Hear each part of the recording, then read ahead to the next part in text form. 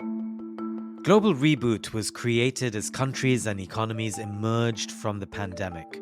But rather than rebuilding the same old systems and the same old problems, we called for a reboot. I'm your host, Ravi Agrawal, Foreign Policy's Editor-in-Chief. Here on Global Reboot, I sit with some of the smartest thinkers and doers around, and we push for solutions. This season, we're looking at resetting the US-China relationship, dealing with the rise of AI, preserving our oceans, and much more. Check out Global Reboot in partnership with the Doha Forum, wherever you get your podcasts.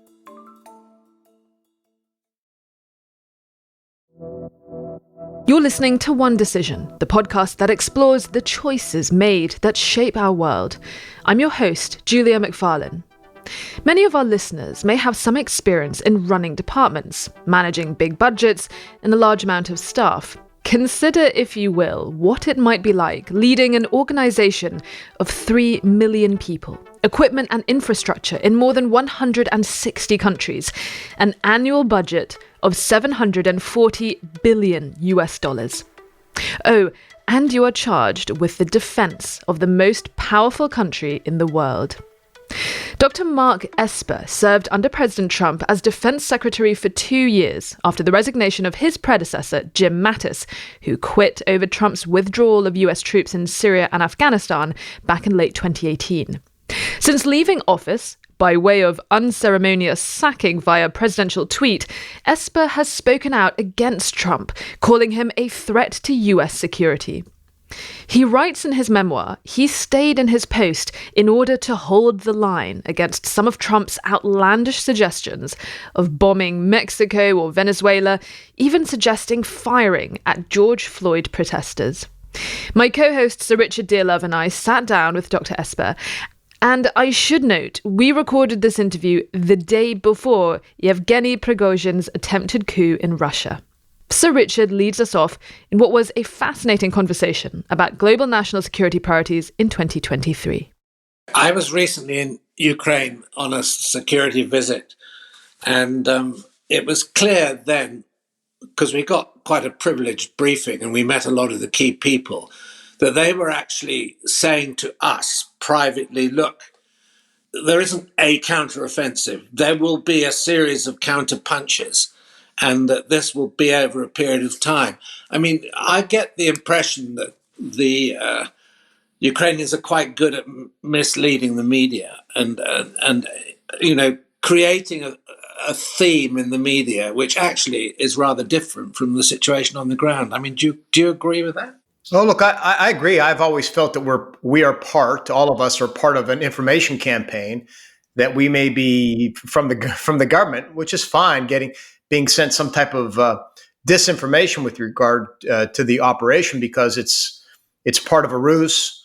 It's they're trying to convey stuff that's part and parcel of warfare, what you need to do. So I've never discounted the fact that we might be part of that. We could be part of this now. And look, offensives are a series of counterpunches until you find the real weak spot, and then you really penetrate and exploit. And that's why I say this takes time to suss things out. So I think we should be reluctant to cast judgment on this offensive 2 weeks into it.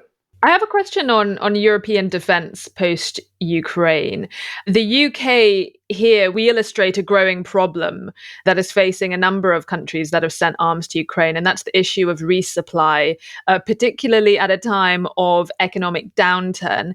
The Economist reported this week that ammunition stockpiles remain a serious problem. Storm Shadow cruise missiles, which Britain has given to Ukraine quite recently in May, they've been out of production for over a decade. It took almost a year to revive the supply chains for NLAWs, those anti-tank weapons, and arms companies say that European governments are not placing and will not place long-term orders, particularly given the economic climate here. We spoke to a colleague of ours recently at a defense journal based in the US, and he told us about how artillery is really, really key here. Ukraine needs a huge amount of that. European stocks are running very low. Arms companies that manufacture this, they don't want to ramp up their production scales without guarantees that the demand will still be there after this war is over. Are you worried that there's going to be a looming shortfall when it comes to European weapon stocks, particularly artillery? Is this a major security concern of Washington's? And could it be leaving Europe vulnerable? What risk comes out of Europeans not really having many weapon supplies in this day and age? Yeah, so look, I think many of the dynamics that you outlined there with regard to Europe are true for the United States as well. Case in point is Stinger missiles. They've been out of production for many years, and now contracts have been let to produce a new version and many quantities of it. So this is a problem not unique to Europe. It's with regard to the United States as well. I know this issue fairly well. And part of it was over the years, we fine-tuned the defense industry to meet just-in-time, just-in-need production.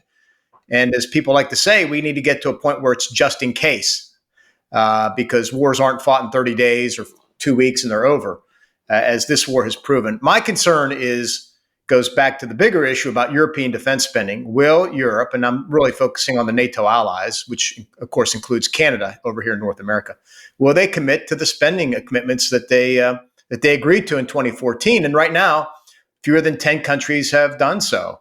And that's a problem. And it weighs, it has a political impact back here on the United States with regard to how much we spend and how much we should support NATO and how much we should support our allies. The complaint about European, I keep saying European, but I wanted to say Canada, but NATO allies not meeting the defense commitments is a bipartisan complaint. Goes all the way back decades, right? Obama complained about it. Bush complained about it. Clinton complained about it. It's bipartisan on Capitol Hill. And I think it's time for the Europeans to live up to their commitments when it comes to defense spending. And that's going to mean a commitment to sustaining the supply of key ammunition, key weapon systems for years on end, even if it doesn't appear that a conflict is imminent, let alone on the horizon. So that's my concern: is will we somehow get over this hump and everybody will forget the lessons learned and go back to business as usual? That would be a concern of mine. I think you and I probably see eye to eye on this issue of European defense spending. But, there are huge variations nationally.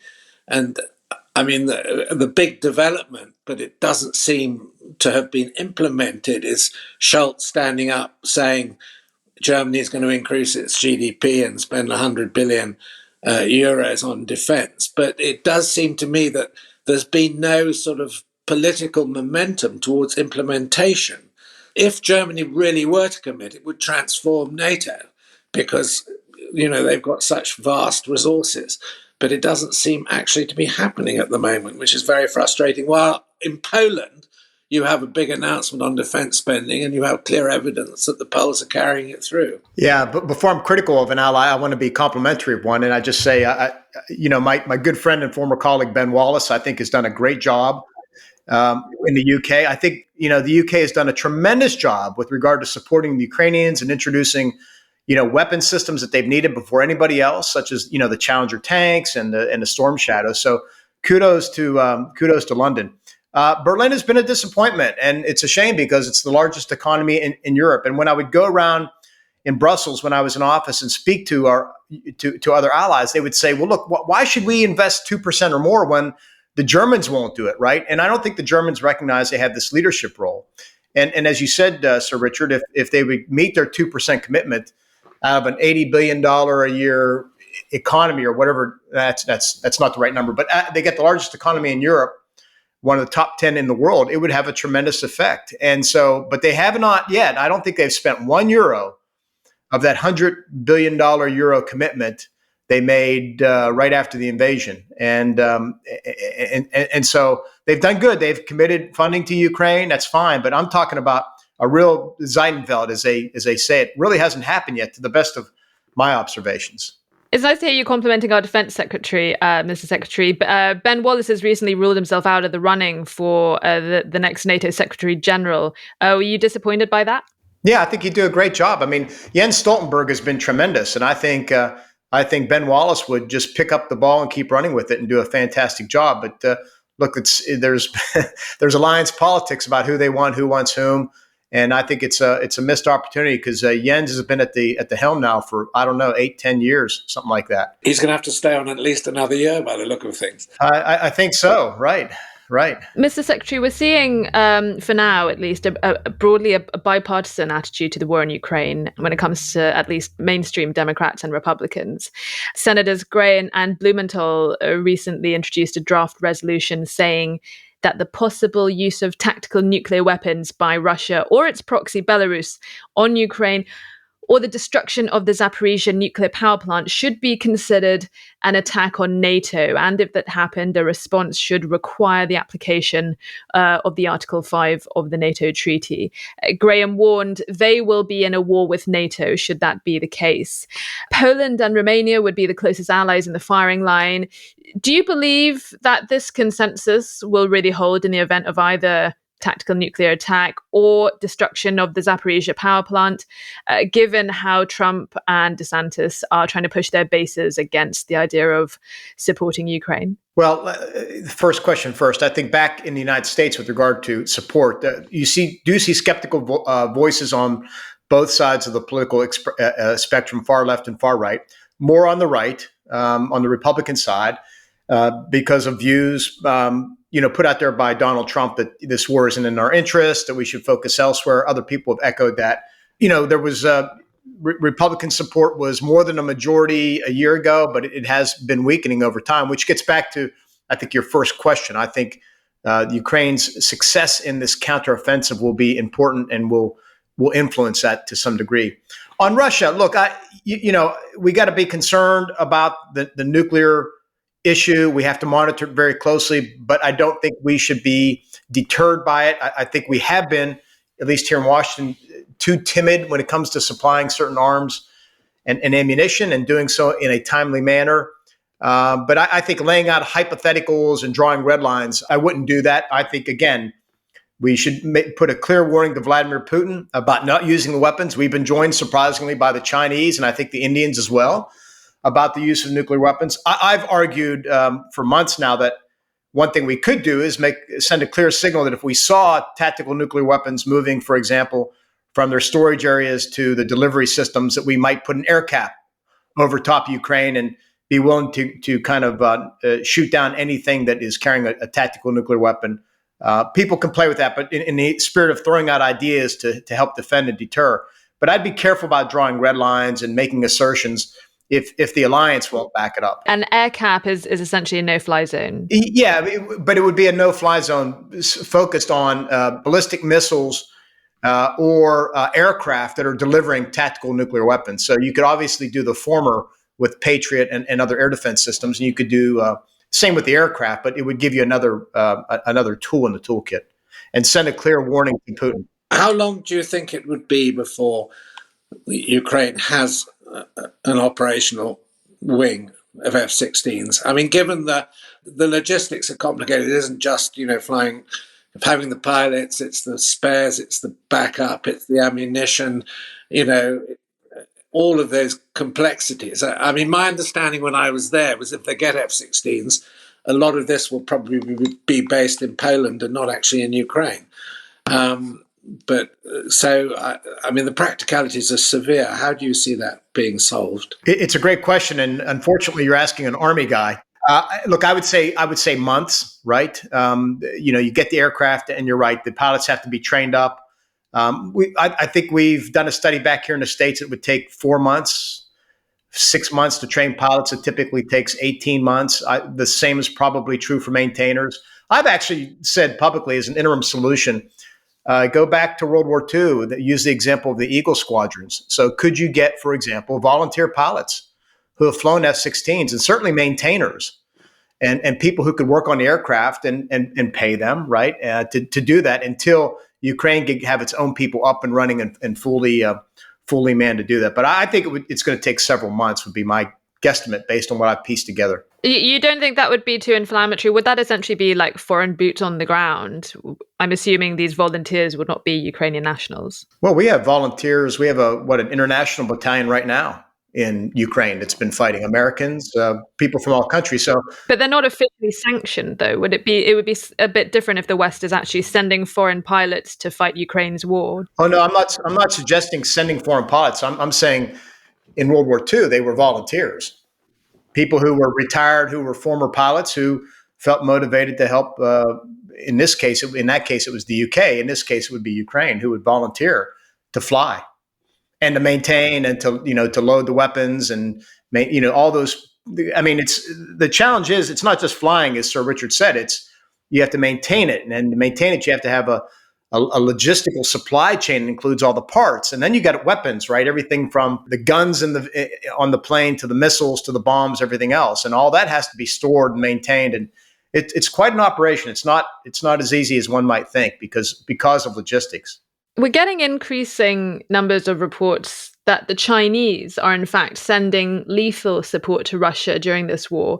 The current Secretary of State, Tony Blinken, has said that while Beijing has assured Washington that it was not providing lethal assistance to Russia for use in Ukraine, but there is now concern over private companies in China that may be providing that kind of assistance in actuality.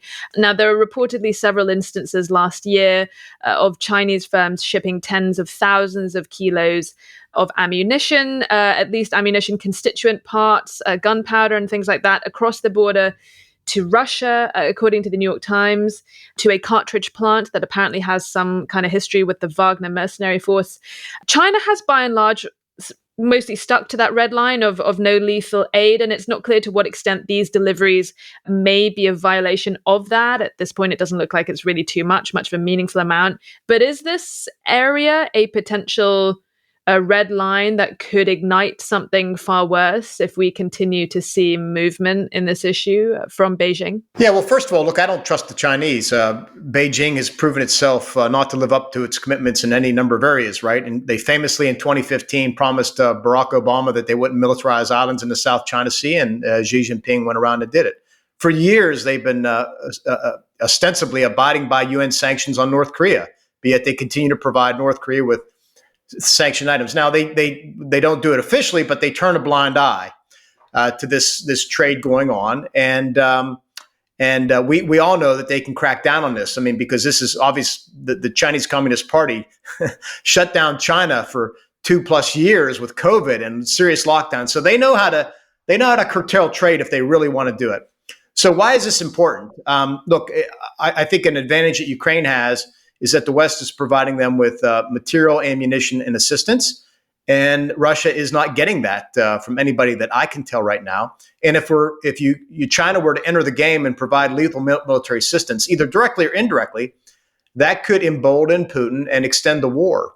And so that's my concern. Now, China is going to be careful here because they know that if they do that overtly or with official sanction, the United States and would likely push for financial and economic sanctions on China, which would hurt them, particularly at a time when the Chinese economy is not doing too well. So this is a careful game, a careful calibration. China does not want to cross that red line, but at the same time, they do not want to see Russia fail. And so I think you'll see and hear more of these gray zone deliveries. And it's been openly, I mean, President Biden said that we know they're delivering dual use items, right? Semiconductors, drones, things like that can be used. I think we should clamp down on that too. But the line has been drawn at lethal military assistance, such as 155 millimeter rounds, things like that. Can I just ask you one further question about the Russian military? I mean, you're a military man with a strong military background. I mean, how bad has the performance, in your view, of the Russian military actually been on the ground? I was going to say, other than the terrible equipment, the poor leadership of the generals, bad soldiering, the lack of an NCO corps, terrible logistics, it's a really good army otherwise. So obviously I'm being quite facetious, but we the United States regard them as a peer or near peer threat. And clearly they are not, I think. And I'm just going to focus on ground forces right now because we know for the Navy has not been committed. And they have, for example, they have very good submarines. And their strategic forces haven't been committed, and we hope they won't be. And the Air Force has had limited commitment. We can talk about that. But the ground army, 90% of it's been committed, and a large number of it's been decimated. And the weapon systems have shown their vulnerabilities on the battlefield. And again, we have seen weak leadership at the officer level, poor generalship. They don't have an NCO corps, which is a hallmark of the British and American and other armies that really sustains the force. And then, of course, you're dealing with conscriptees now that don't want to be there. So I think the Russian army is a second, if not third-rate army at this point in time. And Ukraine, conversely, has proven itself to be a very good army and developed into a very good army because of Western training, because of how we built our NCO Corps over the last 5, 6, 7, 8 years, so forth and so on. And so I think it's been a turnaround, at least for me, in terms of my assessment of those two armies on the ground. Mr. Secretary, I want to pose a question to you that was actually brought up by Richard after he returned to Ukraine. And he wrote an op-ed where he finished asking the question of what does Europe and what does the West do with Ukraine after this war, because we will have an incredibly equipped, battle-hardened, modern military with incredible first-hand knowledge of fighting Russia on the battlefield.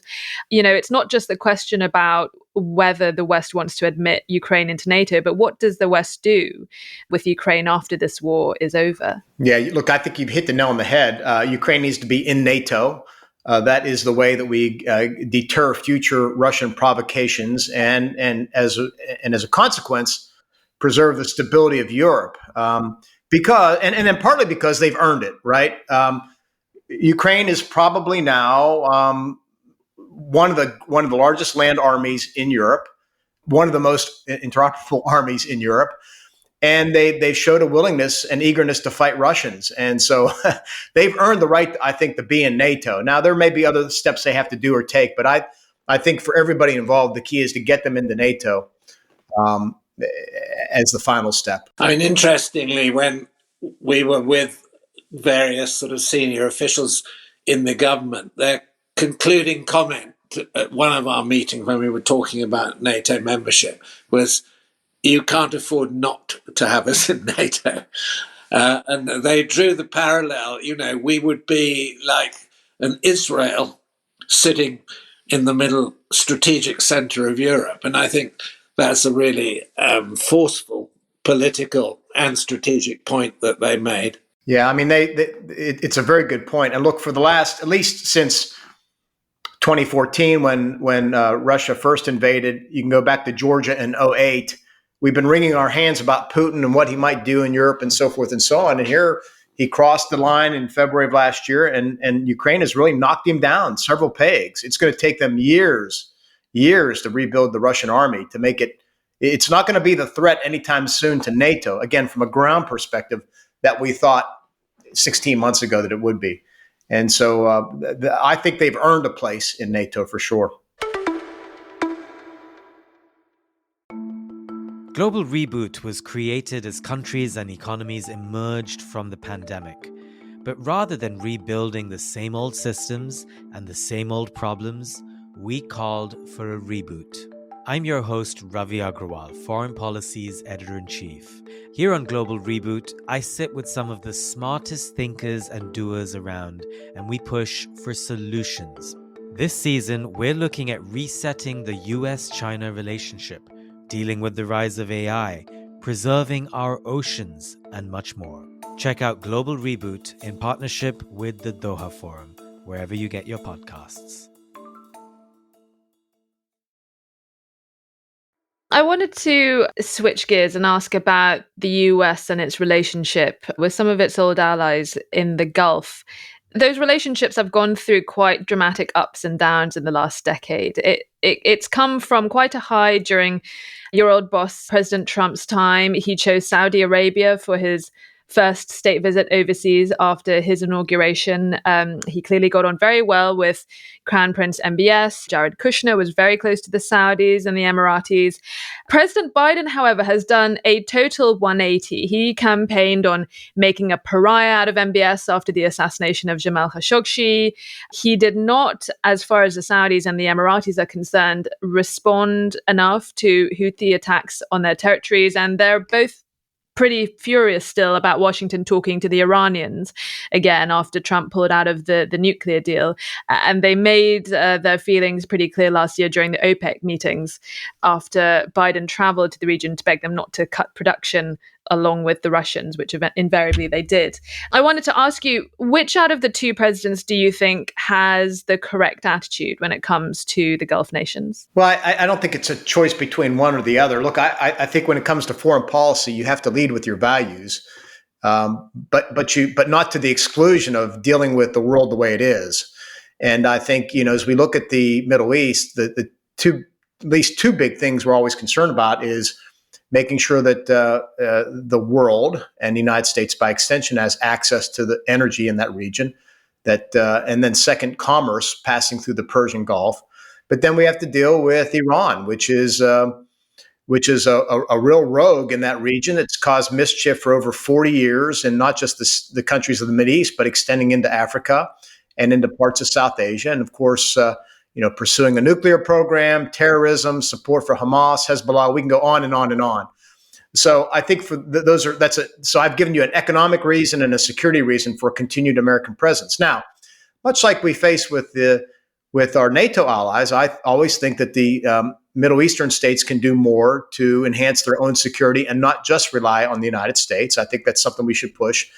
And then I think through engagement, we can continue to bring those countries along to a point where they share more of our values and our respect for human rights, so forth and so on, that we appreciate. You're not going to get that by leaving the region or by pushing them away. So I think all those things factor in. And with the Iran deal, I shared criticism about the 2015 nuclear deal. I write about it in my memoir about this. I think the mistake then and the mistake now is you can't cut a deal with the Iranians and not be talking to Israel and your Arab allies at the same time and getting their input and making sure they're aware of what's going on. I mean, that's diplomacy 101. And yet right now you can't pick up the paper and not read that there's some secret deal going on between or blossoming between Tehran and Washington. And I don't know, again, to what degree that the administration has involved our allies and partners. And again, I would extend that because you have other players as well who've been involved in this issue over the years, specifically the UK and France. And so I think all those things have to factor in, but we have to deal with the world the way it is. That's why, President Biden's getting a lot of heat this week from people in his own party about welcoming Modi from India to the United States and concerns about his human rights record, so forth and so on. And in my view, look, those are issues that we could talk about, but if we're going to deal with China in the 21st century, we have to, I think our most important strategic partner we need to keep building up is India. So you have to take a very practical look at these types of things and approach them in a deliberate manner. Mr. Secretary, you mentioned that there was obviously the obvious national security dimension to those relationships, particularly with states in the Middle East. I wanted to ask you specifically because the UAE, which I think was officially probably still is a close US ally, they've made increasing moves towards Moscow and Beijing. They've sharply stepped up trading between both of those nations. It's been growing its relationship with Wagner Mercs in Libya, supplying arms to a warlord there, General Haftar. The UAE are also reportedly involved in Wagner's activities in Sudan, where the Mercs have been exporting gold from Sudanese mines and shipping it off to Dubai. Emiratis, they've been sanctioned by the US for a number of things, including helping the Russians to bypass US sanctions, even collaborating with Iran to transfer Iranian drones and support equipments through the UAE and onto Russia. We spoke last year to a predecessor of yours, Dr. Bob Gates, who served under Bush, of course, and he said that President Biden's scorn for Gulf allies was creating a vacuum that was being filled by Russia and the Chinese. How much of a concern is this for you? And what happens if America loses the Gulf to Russia and China in terms of its partnerships and influence? Yeah, well, that's what I mentioned up front in the previous question, that we cannot create a vacuum because we have those national security and economic security interests. And if you do create the vacuum, then those countries will seek to find somebody else to fill it. And by the way, Russia and certainly China want to fill that vacuum. I mean, we know that China is looking to establish some type of port facility, if you will, in UAE. And for those countries, they get nervous. If they don't see a strong commitment from the United States, they don't get the right reassurances, they get concerned about Iran once again, because you got the Shia-Sunni divide. And so they look to repartner. That's why I think we have to be engaged and both feed in. That doesn't mean that we have our, we don't have the entire United States military there, or we do things that are unreasonable, but we have to have a presence. We have to engage, and we have to make sure that that vacuum is not created in the first place, because otherwise they will look for other partners. I really wanted to talk to you about China, because China is, of course, the great challenger, something that is truly bipartisan in both ends of the political spectrum in the US. Can't agree on much, but they do agree that China poses a potential threat to the US. And earlier this year, the Center for Strategic and International Studies carried out this wargaming simulation of a war between the US and China over Taiwan. It found that a war between the two superpowers would most likely leave a victorious US military in just as crippled a state as the Chinese forces it defeated in this hypothetical scenario. I think it found at least 2 US war aircraft carriers would end up at the bottom of the ocean, and the Chinese Navy, the largest Navy in the world, at least in terms of numbers, would be in total shambles. What was your reaction initially to that experiment wargaming exercise earlier this year? I mean, does it strike you as plausible? And do you think there are maybe some sort of wildcard factors not considered, such as experimental use of AI or cyber attacks and things like that? Yeah, you always have to be careful with war games. I think they can be informative, but not, you can't allow them to be determinative. If I recall, because I talked with the folks at CSIS, their outcomes, as you rightly noted, were based on 2 assumptions. Again, if I recall properly, one is that Taiwan fights, and number 2, that the United States makes a decision to enter quickly and does so. If any one of those 2 things doesn't happen, then China wins nearly every time. And so, again, based on those assumptions and the outcomes, there were some important lessons learned that I think in some we're taking action on some of them, right? So you need more long-range air-to-surface missiles to destroy Chinese ships, shipping, so forth and so on. And then you rightly pointed out about the aircraft carriers and ships, and that causes me distress, because that was a conclusion I'd come to during my tenure as Secretary of Defense, that the carriers were not the best platform going forward in a war with China, and so much so that we designed a new Navy, if you will, that emphasized attack submarines rather than aircraft carriers, because they are far more survivable. We have a leading edge around the world when it comes to attack submarines. In fact, I think the 2 things that CSIS noted that were important in this fight were long-range air-to-surface missiles and attack submarines. And so we're not yet making those adjustments to really deal with the Chinese Navy effectively. But again, I think a big part of this is Taiwan making sure they have the capabilities they need, the will to fight, and stockpiling of ammunition and water and a number of things. But they're important lessons. And I've been to Taipei to talk about this, but important lessons from Ukraine that I think the Taiwanese are taking on board. Can I ask you briefly about the AUKUS agreement? Because it's very relevant in the context of what we're talking about. I mean, that is focused on providing Australia with attack submarines. And I mean, presumably the sort of strategic implications are quite significant for the area as a whole, because it will make the Australian Navy, which is pretty small and inconsequential at the moment, but it will give them a very, very powerful deterrent in terms of Chinese expansion in the Pacific. I'm interested in your comments on that. I think it was a very good agreement, a strategic agreement from a political sense. I wish I'd come up with the idea. I think you're right, Sir Richard, that with the Australians having advanced nuclear attack submarines presents another dilemma for the Chinese. My concern with it, as I understand it right now, though, it doesn't change the net number of submarines. In other words, we're not adding to the number of attack submarines. The United States will be sharing some of ours. So I think that goes in the wrong direction. I'd rather see us build more submarines. I'd rather see the Aussies build more submarines, and the Brits, for that matter, build more as well. Because the Chinese, I think, have us outnumbered in submarines. Now, more of theirs are diesel than nuclear. But I think the most important naval weapon in the fight with the Chinese is the nuclear attack submarine. And that's what we should be really investing in. So that would be my change to that plan as I understand it right now. The People's Liberation Army, the PLA, have been building and trying to develop an amphibious capability, because obviously without an amphibious capability, you can't invade Taiwan.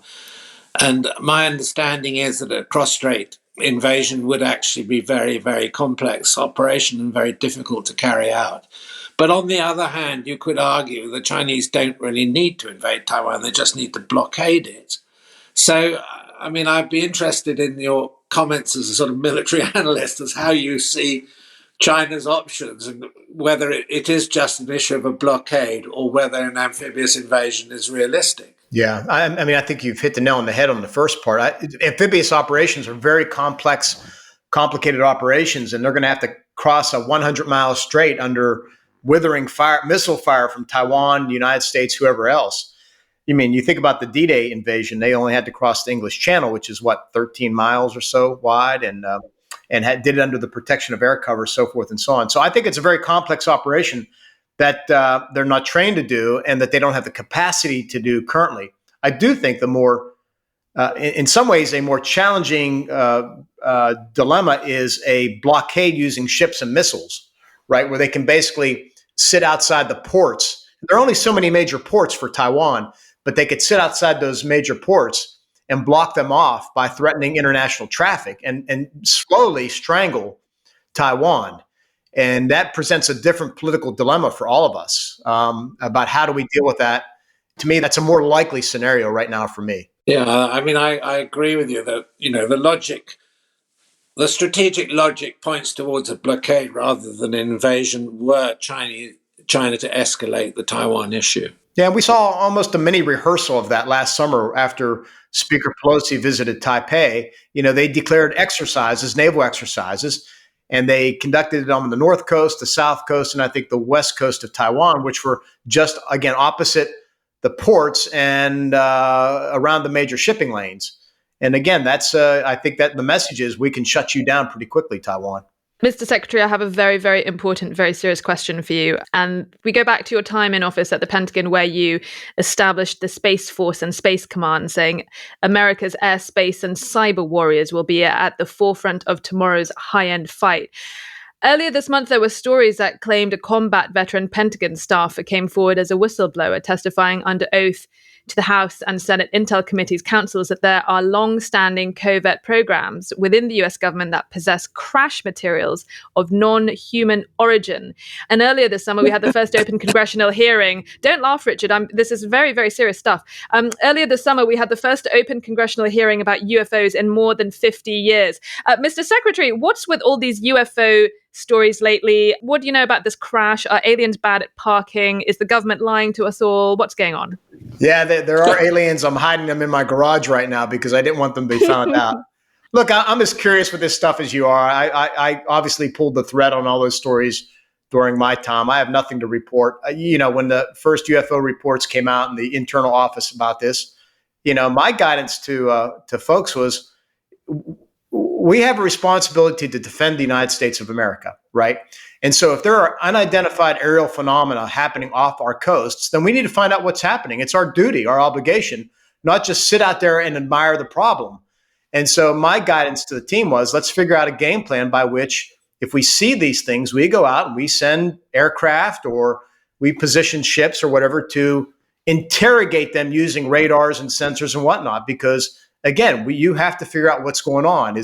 Are they weather balloons? Are they, are they Chinese surveillance drones? But my view is we had an obligation to do that, and we should pursue and try and resolve the issue and not admire the problem. Did you meet any aliens during your time as Secretary of Defense? Yeah, not from outer space. It's an excellent answer. Good answer. That's brilliant. Mr. Secretary, thank you so much. That was a really great discussion. Former Defense Secretary Mark Esper speaking to us there, just one day before an extraordinary turn of events in Russia. A weekend that may have set in motion events that could change the course of the Ukraine war and the long reign of power of Vladimir Putin. It's a stunning turn of events as Vladimir Putin accuses the head of the Wagner military group, Yevgeny Prigozhin, of an armed mutiny. In a televised address, the Russian president said that decisive action would be taken to stabilize the situation in Rostov-on-Don, a southern city in Russia, where Prigozhin claimed that his forces had taken control of all military installations. Putin also said that anyone who had taken up arms against the Russian military would be punished. The leader of the Wagner Group, Yevgeny Prigozhin, has ordered his mercenaries to turn around and return to their bases to avoid bloodshed. We've covered the antics of the Wagner mercenary force on this podcast a few times now, and we've paid particular attention to what they've been up to on the continent of Africa. In 2021, when France withdrew their forces from Mali after the government there signed a deal with Wagner to fight against Islamist militants, Prigozhin started making serious cash from his mercenary exploits on the continent. They've expanded their presence now across Africa to the Central African Republic, Libya, Sudan, reaping millions from Africa's natural resources, trading conflict minerals and timber. The enormous wealth generated from Africa has helped to fund operations in Ukraine, where Wagner mercs have been a far more effective and well-equipped force than the Russian soldiers meant to be leading the war. That momentum now looks uncertain, with Prigozhin now reportedly in exile in Belarus and the future of Wagner in doubt, the government announcing that the group was to be effectively absorbed into the Russian military. But mercs fight for money, and Russian soldiers don't exactly get paid the big bucks. Furthermore, this was a humiliation for the Russian President Vladimir Putin, who had to bargain his way out of this bungled mutiny with the whole world watching. We'll be looking to this in a bit more detail this Friday with my co-host Sir Richard Dearlove. Stay tuned for that, and if you haven't already, hit subscribe so you don't miss our full or bonus episodes throughout the week. From me and the team, thank you so much for listening to One Decision. See you next time.